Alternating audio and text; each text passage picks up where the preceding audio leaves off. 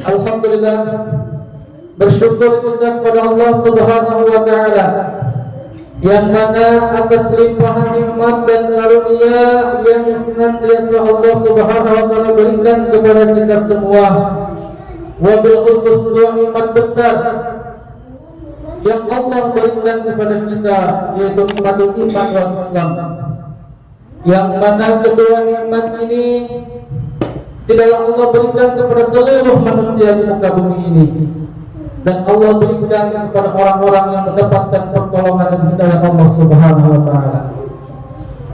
Salawat beserta salam semoga tercurahkan dan terlimpahkan kepada baginda Nabi besar Muhammad sallallahu alaihi wasallam, pada keluarganya, para sahabatnya, dan tentunya kepada kita semua selamanya. Masyaallah muslimin, jamaah salat Jumat yang dirahmati Allah. Saya selaku khatib pertama mewasiatkan khusus kepada diri pribadi dan umumnya kepada seluruh jamaah. Marilah kita tingkatkan takwa kita kepada Allah Subhanahu wa taala.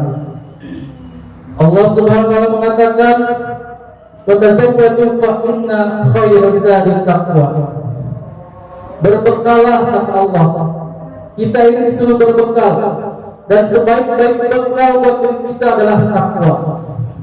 Maka takwa itu adalah melaksanakan seluruh perintah Allah dan juga meninggalkan seluruh larangan-larangan Allah Subhanahu wa taala. Maka kita diperintahkan untuk melaksanakan perintah Allah dan Rasulnya, yaitu Al-Quran dan Sunnah, dan juga kita tinggalkan aturan-aturan undang-undang yang datangnya dari manusia-manusia yang haram-haram. Masyaallah muslimin, jamaah salat Jumat yang dirahmati Allah Subhanahu wa taala. Rasulullah sallallahu alaihi wasallam bersabda, "Alaikum bisunnati wa sunnatil khulafa'ir rasyidin al-mahdiyyin, 'addu 'alaiha bin nawajib." Rasulullah SAW mengatakan, atas diri kalian itu ada dua sunnah, yaitu sunnahku, kata Rasulullah, yaitu sunnah Rasulullah SAW, dan sunnahnya khulafa'ur rasyidin, sunnahnya para sahabat. Maka kedua sunnah ini kalian pegang erat-erat, kalian ikuti, kalian gigit dengan geraham kalian, dan jangan pernah kalian untuk meninggalkannya, yaitu sunnatul Rasul dan sunnatul sahabat. Maka pada kesempatan siang hari ini saya akan membahas sedikit tentang sunnah sahabat, karena sunnatul Rasul begitu banyak, hadis-hadis yang ribuan, dan banyak orang-orang juga yang membahas begitu banyak, tinggal kita melaksanakannya. Maka pada kesempatan siang hari ini saya akan sedikit membahas tentang sunnah para sahabat, karakter, prinsip para sahabat. Maka para sahabat ini tatkala melakukan suatu amal, di antara sunnah sahabat, di antara karakter kebiasaan para sahabat, tatkala melakukan suatu amal soleh, para sahabat pun merasa tidak puas dengan amal yang dilakukan, walaupun itu amal yang sangat baik, amal yang luar biasa, tetapi masih merasa kurang dengan amalnya itu, masih merasa ingin terus memperbaiki dirinya dengan amal-amal yang dilakukan. Masya Allah, ya. Itulah bedanya para sahabat mungkin dengan orang-orang yang sekarang. Kadang orang-orang sekarang itu ketika sudah melakukan amal yang soleh, yang baik, yang bagus, merasa puas, merasa sudah cukup, sehingga leha-leha untuk melakukan amal-amal berikutnya. Tetapi para sahabat tatkala melakukan suatu amal, suatu perintah yang datangnya dari Allah dan Rasulnya, dia melaksanakan dengan baik, dengan sungguh-sungguh, dan masih merasa kurang dengan amal-amal itu, sehingga terus memperbaiki dirinya. Bahkan tatkala berjumpa dengan Rasulullah SAW selaku pimpinannya, selaku amirnya, selaku nabinya, itu para sahabat selalu bertanya, "Ya Rasulullah, amal apa yang paling baik ya Rasulullah? Ya Rasulullah, ayu amal afdal ya Rasulullah? Ya Rasulullah, ayu amal ahabba ila Allah? Ya Rasulullah, amal apa yang paling baik ya Rasulullah?" Ya Rasulullah, amal apa yang paling dicintai oleh Allah Subhanahu wa taala ya Rasulullah, sehingga dengan amal itu saya bisa menjadi orang yang terbaik dalam Islam ini. Maka Rasulullah menjawab dengan jawaban-jawaban yang begitu banyak, sehingga para sahabat pun mengamalkannya. Begitulah karakter para sahabat. Tetapi ini ada satu jawaban yang afdal, yang datangnya bukan dari Rasulullah, bukan dari Nabi Muhammad SAW, tetapi langsung dari Allah Subhanahu wa taala. Allah Subhanahu wa taala berfirman, A'udzu billahi minasyaitonir rajim. Bismillahirrahmanirrahim. Wa man ahsanu dinan mimman aslama wajhahu lillahi wa huwa muhsin wattaba'a millata Ibrahim hanifa. Ila akhir ayat. Surat An-Nisa ayat 125. Allah Subhanahu wa taala mengatakan, dan siapakah yang lebih baik Islamnya, lebih baik dinnya, lebih baik amalnya, kecuali dia pertama adalah mimman aslama wajhahu lillah.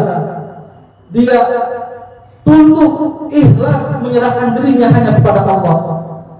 Terus yang kedua adalah wa huwa muhsin, senantiasa dia berbuat baik, beramal soleh, tidak bosan-bosan dengan beramal soleh. Terus yang ketiga adalah wattaba'a millata Ibrahim hanifa. Masya Allah ya. Di dalam ayat ini kita dapat mengambil kesimpulan bahwa seseorang bisa disebut sebagai orang yang terbaik Islamnya, terbaik agamanya, terbaik amalnya ketika dia mampu melaksanakan tiga hal ini di dalam dirinya. Pertama adalah dia senantiasa tunduk ikhlas menyerahkan dirinya hanya kepada Allah. Terus yang kedua adalah senantiasa dia berbuat baik, wa muhsin, beramal soleh. Dan yang ketiga adalah wattaba'a millata Ibrahim hanifa, mengikuti milah, ajaran, ideologi yang dibawa oleh Nabiullah Ibrahim alaihissalam. Maka kita sering dengar bagaimana para dai, para pendakwah sering menjelaskan bagaimana kita tunduk ikhlas kepada Allah, menyerahkan diri kita kepada Allah dan senantiasa berbuat baik. Kita sering mendengar dakwah-dakwah dari para dai-dai, tetapi jarang mendengar dari para dai bagaimana kita mengikuti suri tauladan milah ideologi yang dibawa oleh Nabiullah Ibrahim alaihissalam. Kenapa kita ini harus mengikuti Nabiullah Ibrahim alaihissalam? Ada apa dengan Nabiullah Ibrahim sehingga kita diperintahkan oleh Allah untuk senantiasa ikut terhadap suri tauladan Nabiullah Ibrahim? Allah Subhanahu wa taala berfirman, laqad kana lakum fihim uswatun hasanatun liman kana yarjullaha wal yawmal akhir. Di dalam surat Al-Mumtahanah ayat 6, kata Allah, sungguh pada diri mereka, yaitu Ibrahim dan pengikutnya, itu ada suri tauladan yang baik, ada contoh yang baik bagi kamu, dan juga bagi orang-orang yang mengharapkan pahala Allah dan orang-orang yang mengharapkan keselamatan akhirat. Masya Allah. Di dalam ayat ini kita diperintahkan untuk mengikuti Nabiullah Ibrahim. Jika kita ingin mendapatkan pahala dan keselamatan di yaumil akhir, maka ikutilah suri tauladan Nabiullah Ibrahim alaihissalam.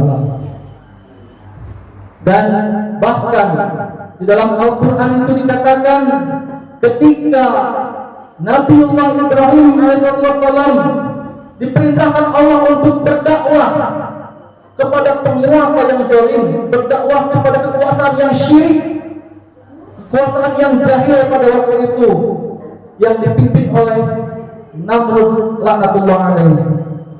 Walaupun beliau sendiri dan tidak ada yang mengikuti, tetapi kekokohan Nabi Ibrahim alaihissalam, dia tetap mendakwakan la ilaha illallah kepada penguasa yang zalim pada waktu itu, kepada penguasa yang tidak berhukum dengan hukum Allah. Sehingga pada waktu itu ada satu pernyataan Nabiullah Ibrahim yang begitu hebat, yang Allah abadikan dalam Al-Quran sebagai landasan kita berakidah kepada Allah Subhanahu wa taala. Di dalam surat Al-Mumtahanah ayat 4 di pertengahannya Nabi Ibrahim mengatakan, inna bura'u minkum wa mimma ta'buduna min dunillah kafarna bikum wa bada bainana wa bainakum azawal wal taqwa wa hatta tu'minu billahi wahdah. Masya Allah. Di dalam ayat itu Nabiullah Ibrahim alaihissalam mengatakan, saya berlepas diri dari kalian setelah Nabiullah Ibrahim berdakwah dengan habis-habisan dengan menjelaskan la ilaha illallah kepada penguasa dan rakyatnya yang zalim pada waktu itu, membuat satu pernyataan, saya berlepas diri terhadap kalian, terhadap apa yang kalian sembah, wa mimma ta'buduna min dunillah, terhadap sistem yang kalian anut, aturan yang kalian anut. Dan Nabi Allah mengatakan, saya mengingkari kekafiran kalian dan tidak ada hubungan antara saya dan kalian kecuali permusuhan untuk selama-lamanya hatta tu'minu billahi wahdah. Sehingga kalian itu hanya beriman kepada Allah saja, baru kita akan berkasih. Masya Allah. Jadi ketegasan Nabi Ibrahim sudah sangat jelas. Ketika orang-orang tidak mau beriman kepada Allah, tidak mau beribadah, tidak mau melaksanakan aturan-aturan Allah, Nabi Ibrahim berlepas diri dari kegiatan-kegiatan hukum-hukum yang diatur oleh manusia-manusia yang tidak berlandasan dengan Al-Quran dan Sunnah. Sehingga di situ ada sekat bahwa tidak ada pertalian, persaudaraan ataupun hubungan antara saya dengan kalian kecuali hanya permusuhan.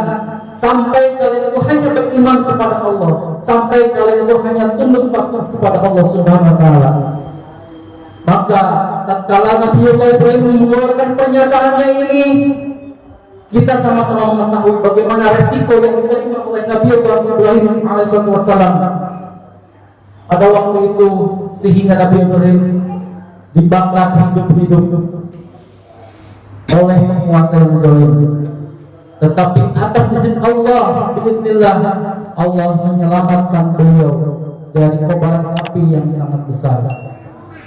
Maka sudah sangat jelas bagaimana kita ini orang-orang yang hidup di akhir zaman ini, hidup di dalam sistem-sistem yang sekarang berkuasa, bukan sistem Allah, harus punya karakter yang jelas sebagaimana karakternya Nabiullah Ibrahim alaihissalam, sehingga akidah kita ini tidak terkontaminasi oleh kesyirikan, tidak terkontaminasi oleh aturan-aturan yang bukan datangnya dari Allah, yang bukan datangnya dari Rasulullah, yang mana aturan-aturan itu membuat akidah kita rusak, membuat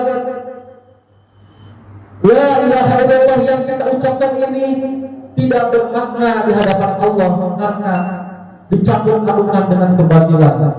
Padahal kata Allah, wala talbisul haqqa bil batil, tidak akan bercampur antara hak dan batil ini. Maka jangan sampai kita ini orang-orang yang sudah beriman kepada Allah, yang sudah mengatakan Allahu Akbar, yang sudah mengatakan dengan lisan kita Allahu Akbar, la ilaha illallah, tetapi di hadapan Allah akidah kita rusak gara-gara kita tidak punya prinsip yang jelas sebagaimana prinsipnya Nabiullah Ibrahim kepada siapa dia harus mengikuti dan kepada siapa dia harus berlepas diri. Maka itulah yang harus kita miliki sebagaimana akidah Nabiullah Ibrahim alaihissalam.